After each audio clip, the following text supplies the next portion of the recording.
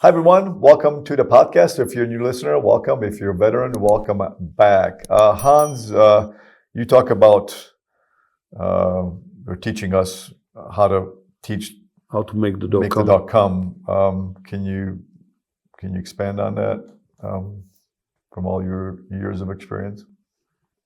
I told you I have a way to do it, and you're supposed to ask me, what is that way? What is that way? I don't know. All right. As we say, they're waving at you and clapping. How to make the dog come? That's it. Okay, all right. That's it. That's the question. Right. Simple enough for you, Hans? There's many ways, right? And this is one of the ways. One of the ways. Okay. Is this microphone working? I hope so. It's kind of sitting on the side. Well, pull it wherever you want to pull it. Well, I hope we did the last. No, it picked it up. Okay, yeah. Right. Yeah.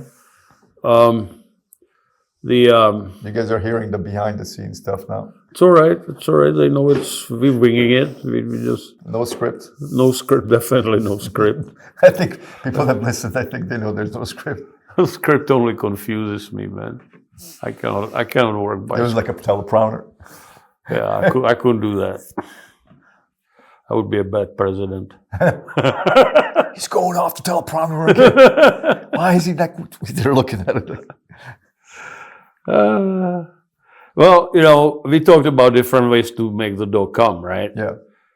And what I'm saying always is that we need to make the dog, training it, make it sure it's natural, right? So what people do, they call it come and give a cookie. That's really not natural. Because in wilderness, nobody is going to call the dog and then he gives them a cookie. Yeah, the mom is like... Right? That's kind of natural, but not really, right? Yeah. In other words, the come and the cookie, there's just in nature that, I don't know. I don't see it being somewhere there. Yeah. Okay? Yeah. So what I used to do, and would do, and I did it a lot, with the little puppies. I would take a puppy, one puppy, one at a time. One.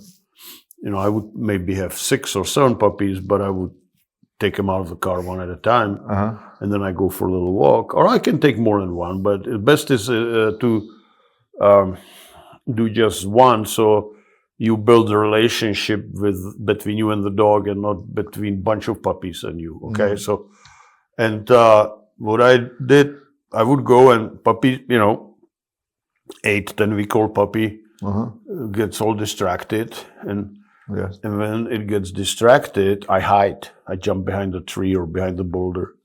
Yeah. Right, and the puppy suddenly looks and he cannot see me. Yeah. So belligerent puppy doesn't give a damn, but that's pretty rare. Yeah. Right. Most puppies freaked out, right? Oh, where is my dad, right? Yeah. And they start looking around, and so I start howling at them, because howling is a communication to tell the dog or the wolf, hey, there he is, right? And instead of just howling, I say come while I'm howling, right? So I say, ke mne in Czech, or come in English, or so. I say come, right? Say, or ke mne, I say, ke mne. So you're connecting the... Yeah, I just put the word ke mne with the howling, right? Yeah. And puppy like, whoa, where is he? Right? And I'm building separation anxiety with him. I won't answer either way. And sometimes the puppy, which is cute, usually will howl back. Oh. And then I go, ke mne. Right? So you guys are... and he's again start looking, but I'm still hiding behind the rock, right? Yeah. And eventually the puppy start looking for me and listening where I'm at and all that. And the word ke mne, or come, or whatever command you use, gets tied together with the separation anxiety of the dog trying to find me and come back to me.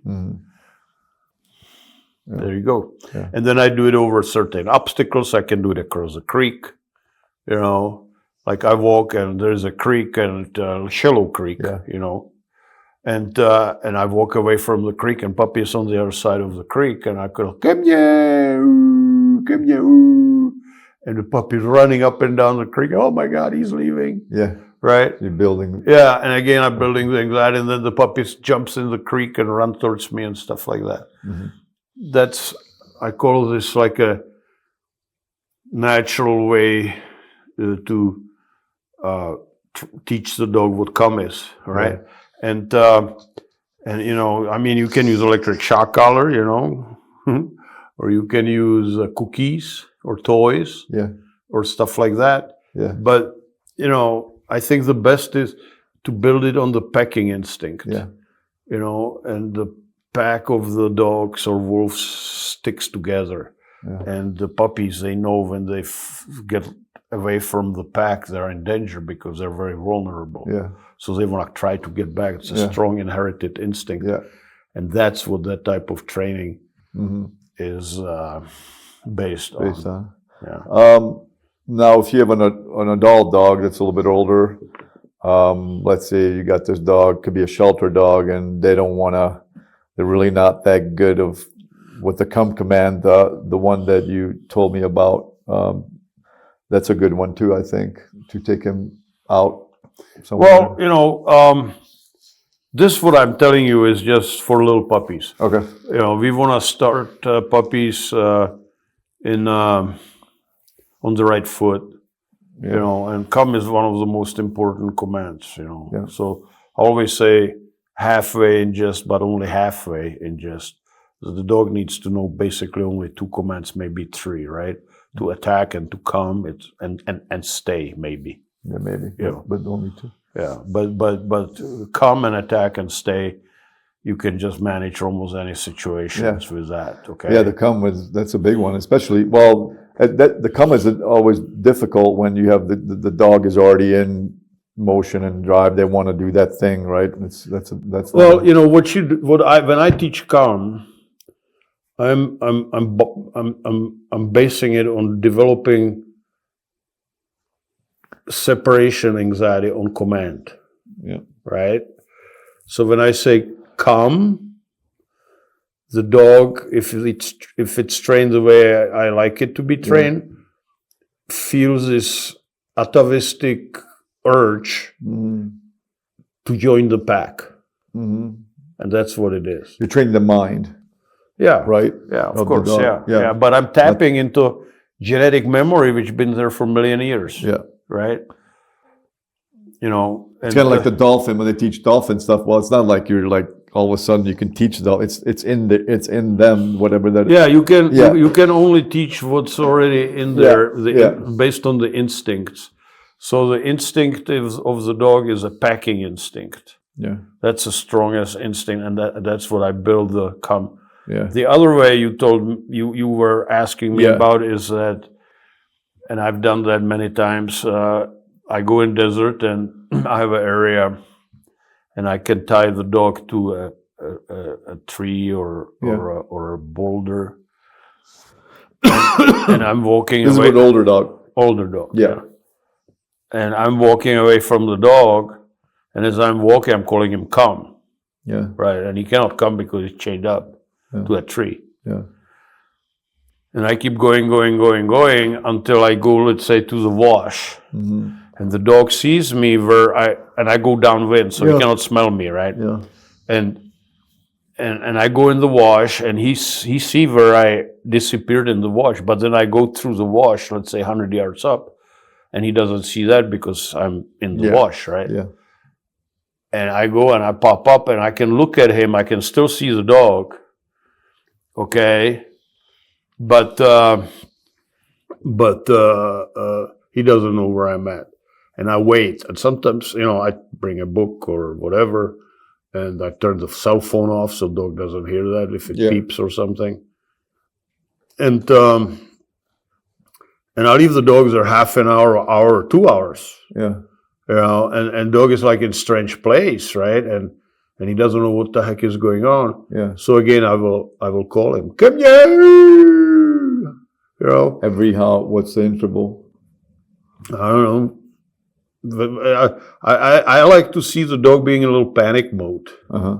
Or sometimes they resign. They just lay down and says, well, hopefully he's going to come back, right? Yeah. And then I howl and I want to see the dog perk up and start looking, right? Uh-huh. And sometimes they do howl back at me, Uh-huh. right? But he cannot come because he's chained up. Mm-hmm. And then I go through the wash and I go to different area, I call him again. Uh-huh. Come here. Like this, right? And the dog go, wow. And you know that howling is what the dogs, it's very strong instinct. You know, when ambulance drives by or so, they start howling, right? Yeah. Your dogs. Yeah. Oh, yeah, yeah. Yeah, right. Yeah. Or so. So the howling is very strong, and it's basically communication between The pack. within the pack. You know, I'm here and you're Yeah. there, and I know where you are, and I would like to come to you, and all that stuff. That's what they're doing. Mm. You know, and sometimes I just come out of the wash, and dog can pop up. see me, Oh. and I walk towards him, and I say, "Well, come here, come," and then I walk away. Sweet. And dog is just, "Oh shit, I cannot come, I'm chained up." Uh-huh. And I do this. I can make an hour or 2 or 3 out of it. Yeah. You know, Yeah. so there. Yeah. That one I never heard. You know, when Hans told me about that years ago, I'm like, Or you can go on foot somewhere in the park and zap the dog when they don't come with electric shock collar. yeah, yeah, yeah. No, I'm just kidding. They don't do it that way. But, No, but yeah, you're trying to make a point. yeah, I'm Yeah. trying to make light of it. Your dogs. Yeah, he's bark. You have a dog in the No. car? Okay. I don't know if she took them out. Yeah. dogs So you know, or cookies. You know. Okay. So now the dog is coming because I have cookie. Yeah, Well, what about if I don't have a cookie? yeah, Or dog doesn't know. I mean, does know that I don't have a cookie yeah, or toy. yeah. Right? But I can always howl. Yeah. And I transfer the come from the howling into command come. Yeah, Come here! Come here! Come here! Right? I can slowly Yeah. bring it to where I want it to be, right? yeah, From the howling. So the dog still reads it as a howling, even Yeah. so it's not howling anymore. yeah, Because I don't want to look weird, right? yeah. I mean, too late. But Well, that's another. I remember podcast. once I was in Sierra Anchas, man, in Arizona, here in the wilderness area, and I was with the dogs. I had like 7 or 8 of them, a lot. I don't remember the exact number. Yeah. And I was camping, Uh-huh. and I was camping under the sky. I don't even bring a tent usually, Yeah. because in Arizona almost never rains anyway. Yeah. Right. And so you build a fire and cook some food and stuff, and Yeah. you know, maybe open bottle of Slivovitz after that. Sure. You know, kind of lay and look in the fire and get melancholic, right? Yeah. and the dog's laying down around the fire Yeah. with me, you know, and then I go, oh,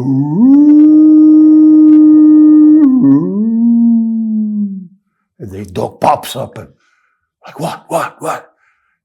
And then they go, and they go, all of them. Yeah. Oh, Yeah. Oh, 6, 7. you know, and there was this, and it was pretty early. It was still light. It was like 7 o'clock in the evening. Yeah. And there's this bunch of tourists, you know, with these fruity colored T-shirts and Yeah. stuff, you know. I'm There's a guy in the I had woods. all camo, ripped up jackets and stuff. I had a big beard, long hair. Yeah. You know, and I'm sitting by the fire and I'm howling with a bunch of German shepherds, and people just froze and look at me like, and then they quickly. They probably still tell the story to their grandkids. Yeah. But that's how you bond with the dogs. Yeah. You know, through the howling. Yeah. You know. Yeah. Yeah, that was funny. I remember that. It was one of the, you know, and you know, I didn't do it on purpose. You know, I did the howling with my dogs, and then corner of my eyes, I see about 50, 60 yards. There is a trail, and there were these hikers going there, and suddenly they start howling, and they stop. And people are so unaware. You know, I mean, I go to the Badger Springs, you know, down there, the Yeah. trail through that canyon. Yeah. And I've seen people, There's too many you know, people. I see like these young kids, you know, college age Yeah. or so, Yeah. coming up the trail, and I Yeah. have 2 dogs, so I don't want to interfere with them. So Yeah. I step off the trail maybe 20, 30 feet, Yeah. and I grab the dogs so they wouldn't bother them. And they walk by me. I'm talking like 10 kids, They're not even. and they don't don't see even me. see it. I'm 20 feet from them. Yeah. And then the last person, Oh. you know, I did like this, and they jumped. I thought they're gonna fucking jump through out of the skins, you know, like a Roman candle, man. Yeah. You know, people are so unaware. Yeah. Yeah. You know, No, it's- but yeah, go in the woods and sleep under the sky with them, no tent, Yeah. and howl by the campfire. That's the best bonding experience you can have. I think we did a episode. If you guys go back, not one of the first ones, but one of the earlier ones about that. Yeah, You know, it's a cover on there. But you didn't talk about the howling. Yeah. And the howling is the bonding, and put that come into that howl. Come, you know, and then slowly get rid of the howling and just use a come. Otherwise, people might get it straight. It works, man. What I don't want to get controversial. You have to get deep into this, but what do you think the cookie training thing? I mean, what is that? Is just. If you enjoyed this content so far, please subscribe to our channel. Also, Hans has a podcast channel called Dog Training for Life. Check that out so you can listen to the audio version. Just developed. Well, it's easy to use coax the dog with cookies into training. It's the easiness of it. But you know, remember, you can only make one first impression, right? So you teach the dog do shit with the cookies, and then you take the cookies away. So what do you do? Right? So instead of cookies, just say good boy and pet it, you know, and get the oxytocin going and all that. It's the one I'm talking about in Out of Drive in the My Obedience, you know, video. Yeah. Which is available for sale. Yep. For measly $99. $99. Yeah. But it's probably the most popular video. What is that you sell the Out of Drive Obedience video. Yeah. There's a reason for that because I think people are looking for an answer without the. Well, the in-drive is mostly for competition or for demo dogs because they look pretty and you know, but you don't do the bonding there. Yeah. And you don't establish a leadership position. And as I like to say, you're basically just a Pez dispenser. I love that, yeah. So if you guys hear Pez dispenser from someone, that's I coined most likely they were watching Hans's Pez dispenser. What is the other one? Sportism. There's some words. Oh, I have a bunch of Hans's. No, I know. So I have them written down. Yeah, but there's some. I'm sure if you've been listening to the podcast or watching them or listening to them, that you hear these phrases from Hans. Yeah, but you know, what I would like you guys to take out of this type of training, out of this podcast, is when you train something, try to match it with dogs where they have in them with their instincts. You know, in this the packing instinct, the howling, and all that. Yeah. You know, and there's other things. Okay.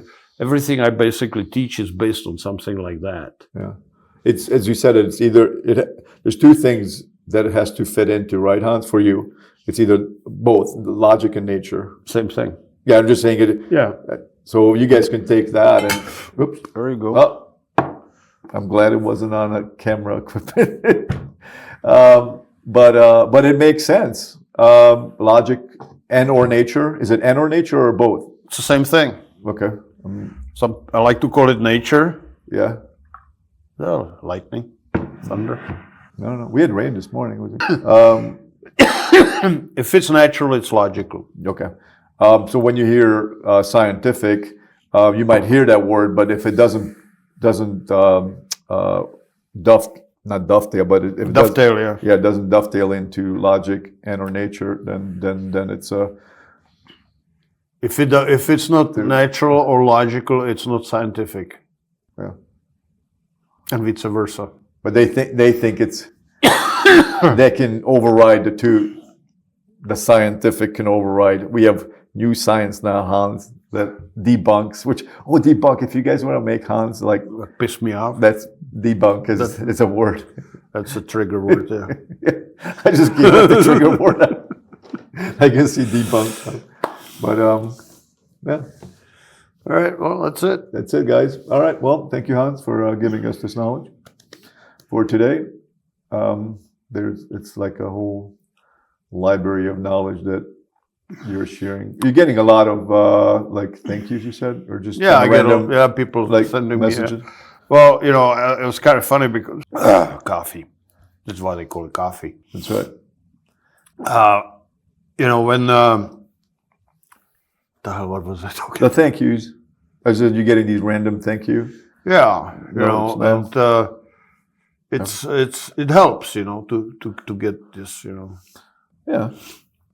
I mean, it helps me to keep doing this. yeah. At the time of we're in 2025. Oh, I don't know what I was going to say. I was going to say that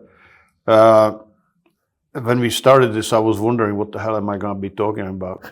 Now we have topics and topics. We can't even keep up with it. Yeah. No, it's good. It's all good. And the membership that Hans has, we're putting pretty much all of this information into Hans's artificial intelligence. Yeah, there is a little window with my picture in it. Yeah. And it says virtual Hans. And you can ask any question, not any questions, but question related to dogs. Yeah.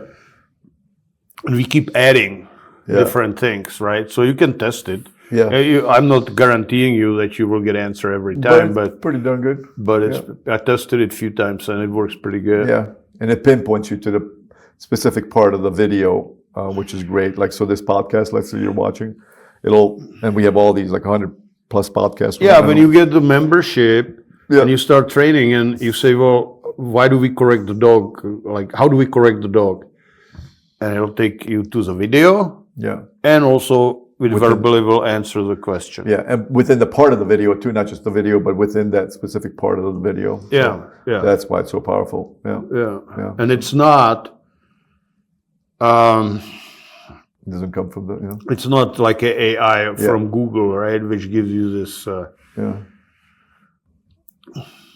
I don't know. Just, yeah.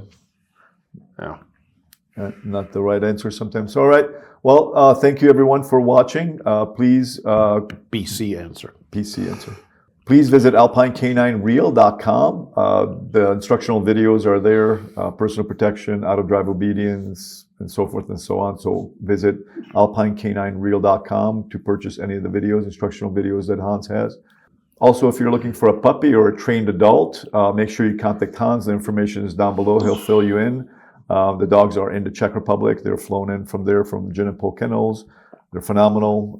I have one myself, and that's one of the things actually, I don't know if you guys know this, and I had a discussion with Hans about that, is that the Jenipo dogs have about roughly 4% hip issue versus 25% of showline dogs, which is a huge difference.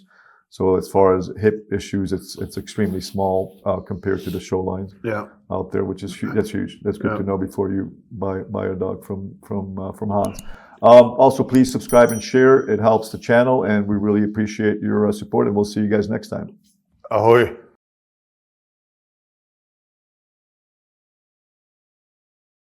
So Hans has a membership program. We just started this not long ago, depending on when you're obviously watching the video. It involves, it's the link is down below this video.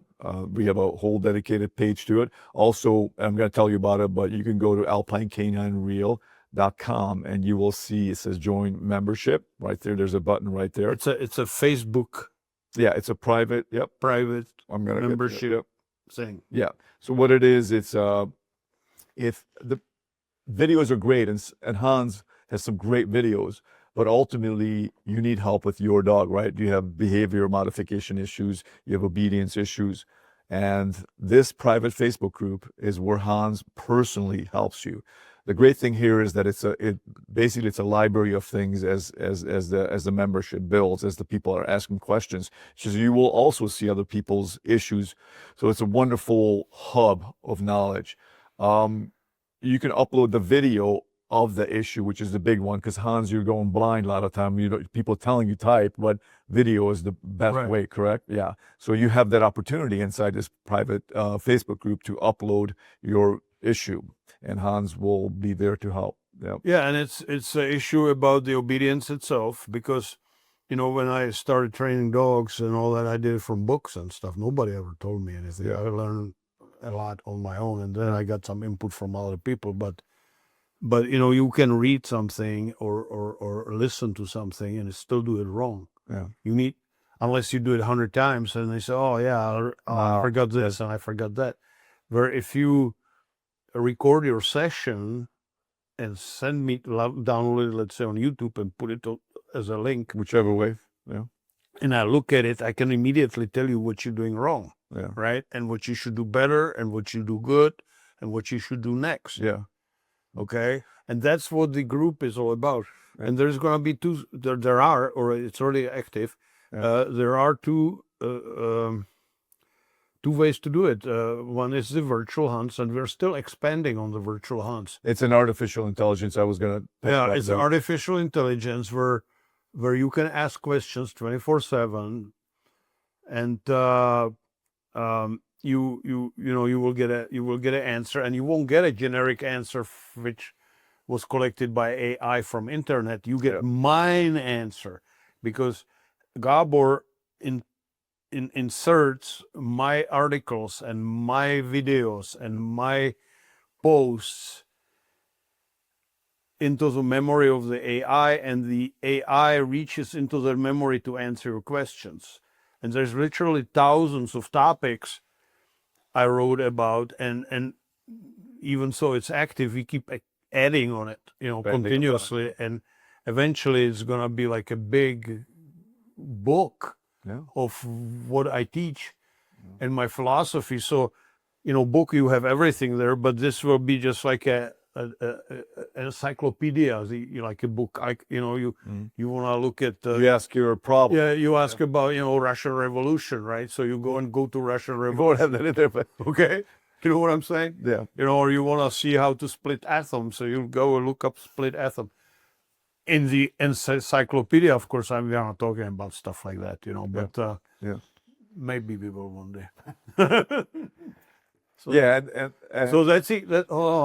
So that's the virtual hunts, what I call it, the artificial intelligence answers. And the beauty of it is that you don't have to worry about calling me at 2:00 at night, right? You can tap into it anytime, 24/7. Yeah.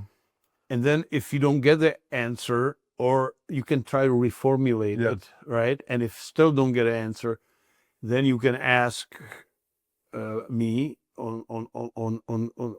within the timeline, right? Yeah.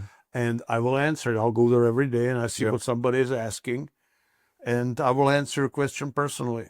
Okay. Yeah. And another neat feature of the AI is if we have a video, let's say it's 30 minutes long, and you ask the question, but your answer lies like 10 minutes and 30 seconds into the video, well, it'll start the video at that 10 minutes and 30 seconds where the answer is to your question. Now that's powerful, because we have a lot of video in the course, and that's a huge time saver, and also just pinpoints you to the where the issue, where your answer is. So please click below this video, and the link is there. And also, again, you can go to alpinecaninereal.com, and it says join membership. There's a button. All right, guys, that's it.